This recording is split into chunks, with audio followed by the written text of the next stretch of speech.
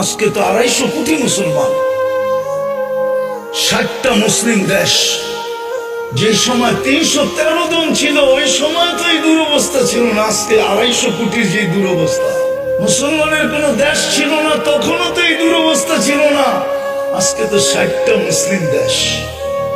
ওই সময় তো এই দুরবস্থা ছিল না, যখন পেটে ভাত ছিল না, শরীরে কাপড় ছিল না, পায়ে জুতা ছিল না, মাথা গোছার টাই ছিল না, তখনও তো এই দুরবস্থা ছিল না। আজকে তো মুসলমানের চেয়ে খায় না কেউ, বেশি খায় না। দুনিয়ার কেউ মুসলমানের চেয়ে বেশি আইটেম চিনেও না, খায়ও না। এই জন্যই তো আজকে দুরবস্থা। নাইলে আমার যোগ বিয়োগে তো মিলে না, আপনাদের মিলে কিনা জানি না। আমি 14 বছর আগে ফিলিস্তিন দেখছি, 14 বছর আগে। এই 2 চোখে দেখছি, এই 2 পায়ে আমি চষা বেড়াইছি।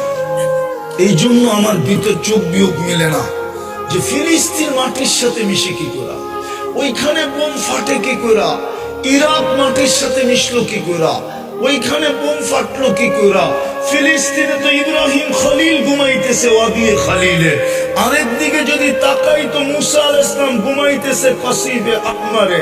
মধ্যখানে তো দেখি 70 জন নবীর কবর চিহ্নিত। যেখানে মুসলমানের কিবলা, প্রথম কিবলা, যেখানে সম্মিলন হয় মেরাজের রাত্রে 1.25 লক্ষ নবীদের, সশরীরে ইমামতি করেন দুজাহানের বাদশাহ মুহাম্মদুর রাসূলুল্লাহ। প্রশংসা শুনান আল্লাহর, ওইখান থেকে টেকআপ করেন আরশে। ওইখানে ঘটে কি করা, আল্লাহ করে তো করে কি।